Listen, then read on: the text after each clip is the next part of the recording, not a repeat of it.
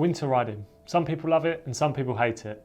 Numb fingers, cold feet and biting wind that seems to find its way through the tiniest gaps in your clothes.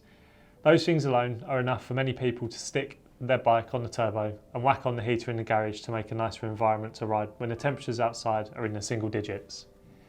Now there's massive benefits for setting up the turbo in the winter, or any time of the year in fact, from having a stable and consistent environment to carrying out structured training sessions or put your fitness to the test, or even to squeeze in some shorter rides when spending 15 or 20 minutes gearing up before and after a ride isn't an option. However, with the right kit, preparation and mindset, winter provides some of the most beautiful riding available. So how do you survive the cold on the bike? So clothing is the most important factor when it either comes to enjoying a ride in the cold or spending the next 48 hours defrosting back at home. You've probably heard of layering before, and that really is the trick to keeping warm on the bike.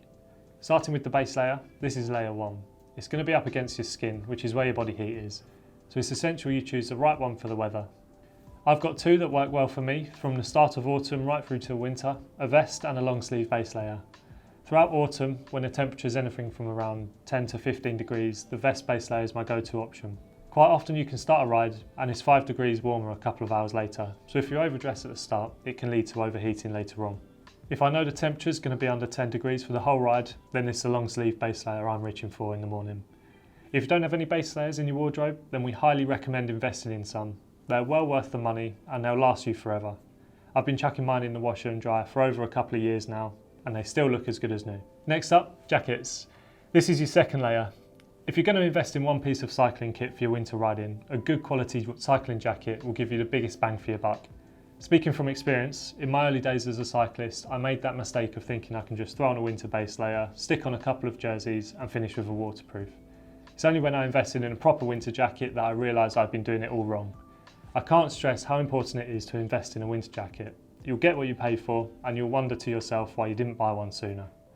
The material in higher end jackets means that you'll stay warm right down to freezing temperatures, but when it's slightly warmer, you'll stay cool due to their improved breathability. You'll also want your winter jacket to be windproof and waterproof, so you'll stay warm and dry. This will also mean that you won't need to bring out a separate rain cape with you. Some jackets have an integrated G-layer which will help keep your midsection warm and act like a second layer across the front of your body, reducing the number of layers you need to take out. If you opt for a jacket that doesn't have this, you might want to add a thermal jersey or a second base layer underneath for when it gets really cold out. A top tip for when you're finding the right jacket is to find one with a high neck. It's all well and good getting your layering right, but if the bitterly cold air is shooting down the back of your neck, you're going to feel cold. You can also finish off with a buff to protect your face and ears from the cold and stop that cold air getting in. Many of us cyclists have a couple of caps that have been collected over the years, but if you're missing one from your wardrobe, they're a great piece of kit to stick on under your helmet when it's cold out. And they're small enough to stick in your back pocket when you warm up. Thermal bib tights for the road or a pair of waterproof trousers for trails are a must for winter.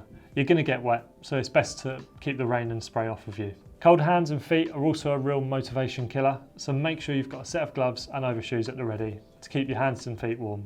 I'm a big fan of the neoprene overshoes. They work great in the wet and dry to keep your feet warm, and they're really easy to get on and off. In the autumn months and on the way out of winter, a toe warmer is great to have on hand to keep your feet warm when overshoes are a little bit overkill for the weather. Thermal socks are also a must for those deep winter days when the temperature is freezing outside. So that's the clothing you need to get out on your bike this winter. Let's talk about how you can turn your bike into a winter machine, capable of handling any conditions you might face out on the road. Some people swear by having a separate winter bike. With a few modifications and a little bit more TLC, your summer bike will be ready for winter in no time. The most important addition to your bike is a set of lights. These days, powerful bike lights mean the short winter days are no longer a barrier for cycling. A good quality set of lights with daytime running features are essential for riding throughout autumn and winter. They'll also let you extend your rides in the morning or evening for when the light drops and you need that extra visibility. You'll also want to fit tyres and mudguards to your bike. Mudguards will protect you and your bike from the worst the roads can throw at you, and winter tyres make a huge difference to your grip on the road in wet, slippery conditions. So that's all there is to know about the gear you need to survive the winter outside on the bike.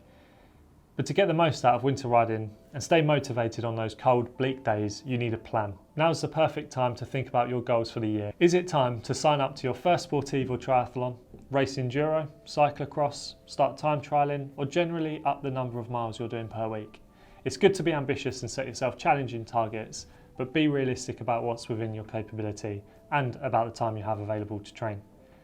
Trying to fit in heavy midweek training sessions when you've already overloaded with work and family commitments will just exhaust you and make you ill. Work out how much time you really have and then plan how best to use it. Think about what your total training budget would be and then work out how you can spend it most efficiently.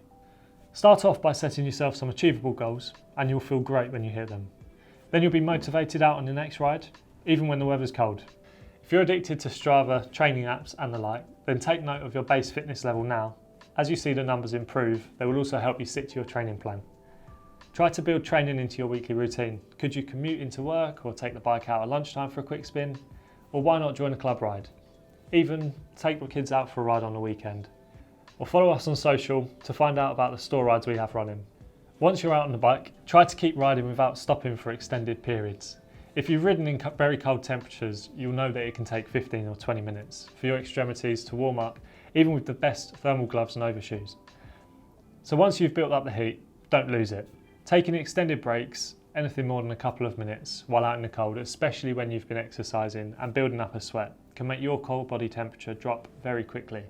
And it can take you a long time to get that back. Your muscles perform best when they're warm, so don't let them stiffen up by delaying too long at the top of that climb. Confused about whether to stick to long, slow rides through the winter or keep doing high intensity interval training? You're not the only one, and you'll find plenty of advice out there recommending one or the other approach. In truth, a balance is best. It's the way the pros train, and it's also the best way to get the most out of the time you have available for training. Plus, it's a good excuse to try something a bit different, so if you're a tarmac addict through the summer, why not use that 1 hour training slot in the winter to dig out your mountain bike and pound the local trails? Or get up close and personal with the winter mud and get into cyclocross. Off-road riding is more intense than road cycling, so an hour's riding on the trails could be equivalent to 2 on the road. So, if you need to freshen up your wardrobe or get some extra essentials that will help you get out this winter, click the link in the description to shop online at Rutland Cycling. If you've learnt some useful tips and tricks, give us a like down below, and don't forget to subscribe to Rutland Cycling for more cycling content.